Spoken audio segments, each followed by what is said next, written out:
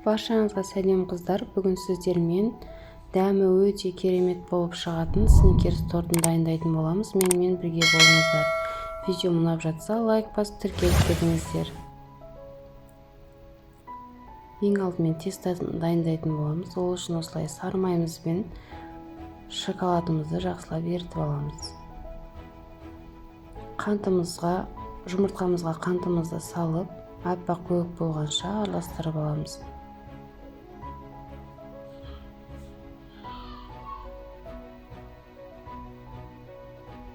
Оның үстіне сүтімізді құямыз.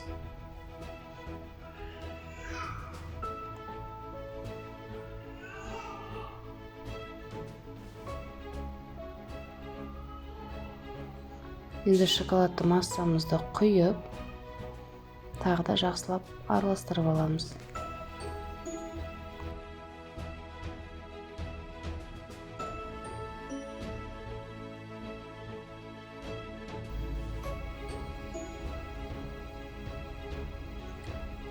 Осылай араластырып алғаннан кейін ыдысымызға осындай ұн, какао, сода бәрін салып, тоже жақсылап араластырып аламыз да, екі бөлікке бөліп салып, жақсылап араластырып қамырымызды дайындап аламыз.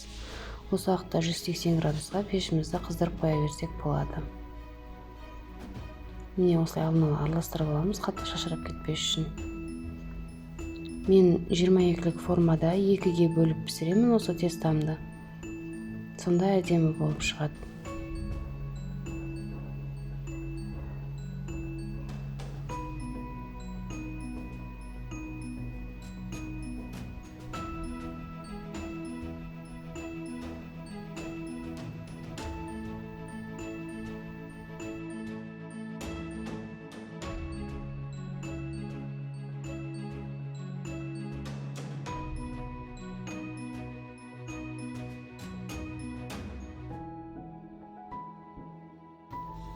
Міне мен тестам дайын болды. Жан-жағын бәрін күрекшемен жақсылап бір араластырып аламыз. Және формамызды дайындап 2 бөлікке бөліп 180 градуста 30 минут 40 минуттай пісіріп аламыз. Піскен міндетті түрде ағаш таяқшамен тексеріп аламыз.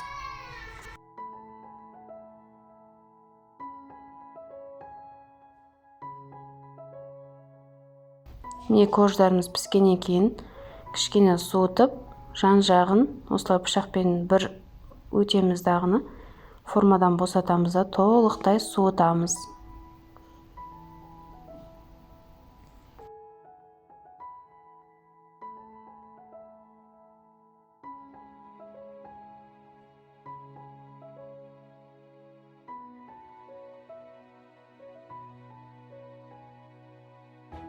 Міне екеуін де пісіріп алдым. Енді толықтай суығанша қойып қоямыз.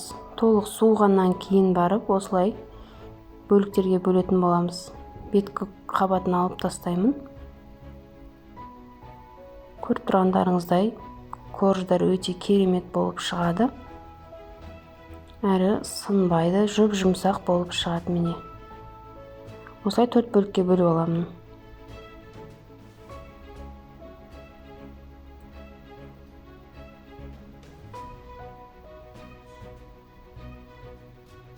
Енді салмасына осындай вареный сгущенкамызға арахисімізді салып, жақсылап араластырып қоямыз.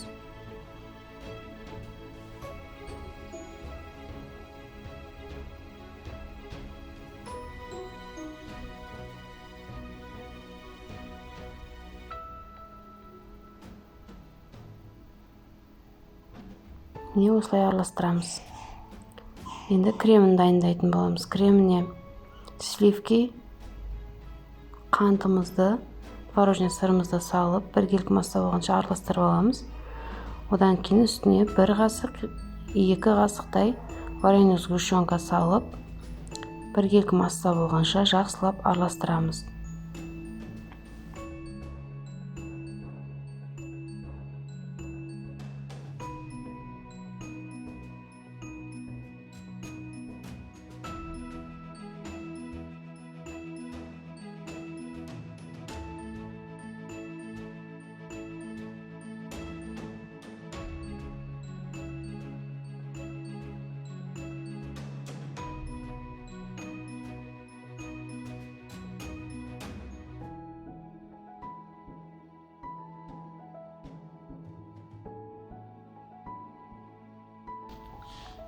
Міне креміміз дайын болды. Енді корждарымызды жинайтын боламыз. Мен осындай арнайы кольцода жинайтын боламын. Міндетті түрде пропитка жасаймын. Ол үшін суымызға қантымызды салып, осылайынан себелеп коржымызға құйып шығамыз.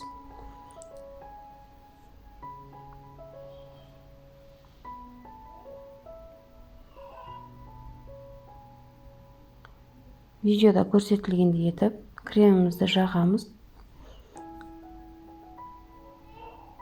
Оның үстіне коржымызды қоямыз. Пропитка міндетті түрде жасаймыз.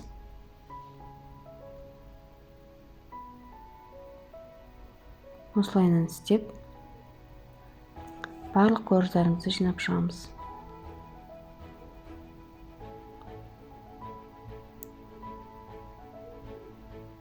Осылай жағып алып, енді үстіне жаңағы арахистен жасалған салмамызды салып жібереміз. Кішкене тегістеу қиын болады, сонда да жағып шығыңыздар.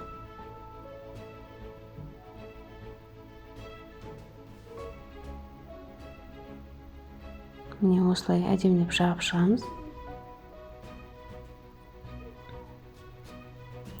Үшінші коржымызды саламыз. Пропиткасын міндетті түрде.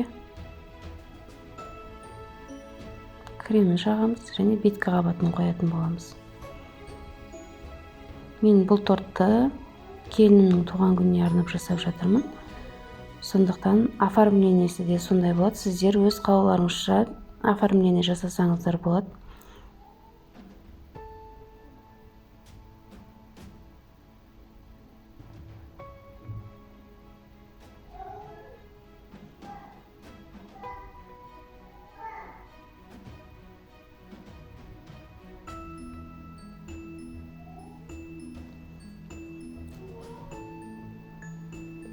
Кремді жағып, формадан босатып, жан-жақтарын бәрін тегістеп, кемінде жарты сағатқа, 40 минутқа холодильникке салып аламыз. Содан кейін барып оформление жасаймыз.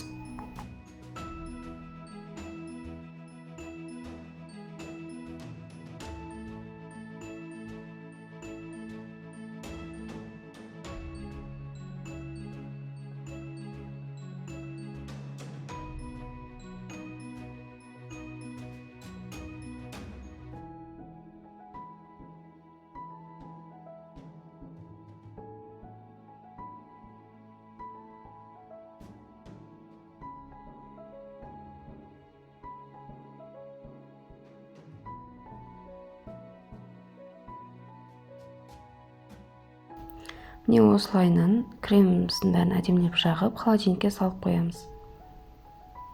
Мен осылай оформление жасадым. Сіздер қалауларыңызға жасасаңыздар болады. Видео ұнады деген ойдамын. Лайк басып тіркеліп, комментарий қалдырыңыздар. Жасап көріңіздер міндетті түрде. Сау болыңыздар.